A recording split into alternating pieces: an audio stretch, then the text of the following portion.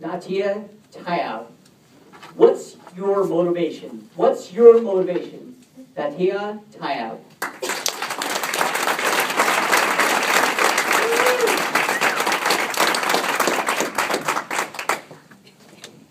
Mr. Contest Chair, fellow Toastmasters, and honored guests, today I want to tell you the true story of Bea Salazar.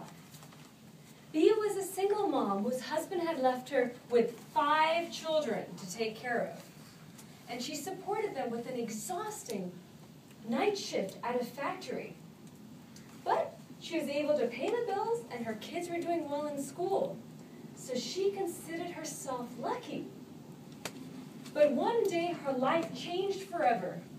In a terrible accident at her factory, she fell onto a large machine and woke up in the hospital with 2 slipped discs and a separated pelvis. Even after the operation, she was in terrible pain. She could barely walk. She couldn't go back to work. She could barely pay the bills. She almost lost her apartment. Her kids were threatening to drop out of school to work and help pay the rent. And she felt completely and utterly useless. One day, alone in her room, she picked up a bottle of sleeping pills and wondered what it would be like to end her life right then and there. And in that moment, a miracle happened. There was a knock on the door. She tried to ignore it, but the knock got louder and louder. So finally, she got up and she opened the door. And who was standing there? Anna, her social worker. Bea started to cry, because in that moment she knew that God had saved her life. But she didn't know why yet. Until a few months later, another miracle happened. Bea was taking out the trash, and in the dumpster she found a neighborhood boy, about 5 years old, rooting around, looking for something to eat. Bea was horrified. She picked up the child, took him back to her apartment, and fed him the favorite food of all 5-year-olds, peanut butter and jelly sandwich. She fed the child, sent him home, sat back down. 15 minutes later, another knock on the door. 6 more 5-year-olds had shown up looking for peanut butter and jelly sandwiches. She took them in and fed all of them. Then Bea found out that these kids were all on free school lunch programs. And because it was the summer, there was no one to feed them during the day, and they had to wait till night to eat. Again, she was horrified. So Bea got together her friends and family in church and gathered huge donations of peanut butter and jelly sandwiches. And she fed 30 neighborhood children every day for the whole summer, with 2 slip discs and a separated pelvis. I don't think I could do that with my pelvis intact. After the summer, she founded a nonprofit called Bea's Kids.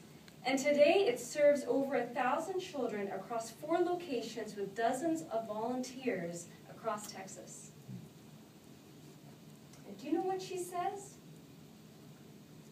She says, I was so caught up, worried about my own family and my own pain, that I forgot that there are so many children whose pain is so much greater than mine. I know now that this is why God saved my life, to take care of these children. Sometimes I can barely get up in the morning and can barely walk, but I get going because I know that those kids need me. They are my purpose. My life has gone from being one of terrible pain and agony to one of tremendous joy. Do you know what impressed me so much about this story? Do you know what really touched my heart? It was her courage and her motivation. You see, Bea wasn't motivated by fear. If so, she would have never done what she did. She would have said, I'm too broke, I'm too sick. Someone else needs to take care of these children. She didn't act out of ego or pride or the need for respect. The need for the world to see her as a great philanthropist? No. B was motivated by love.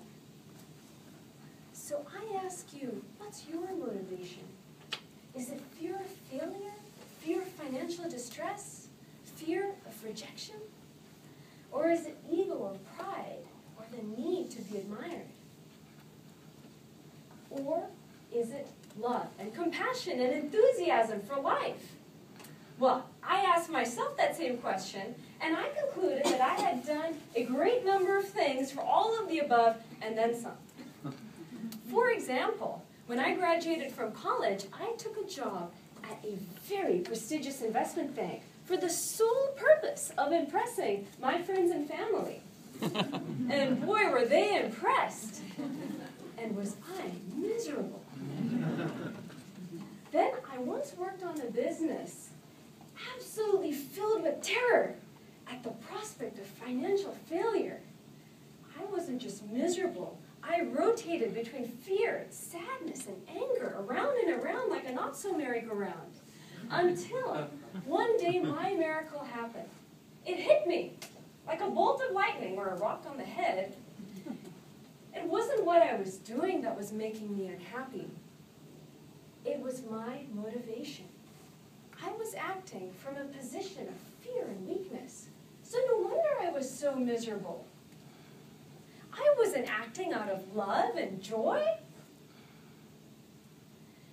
So at that moment, I realized that perhaps the secret to happiness is not what you do, it's why you do it.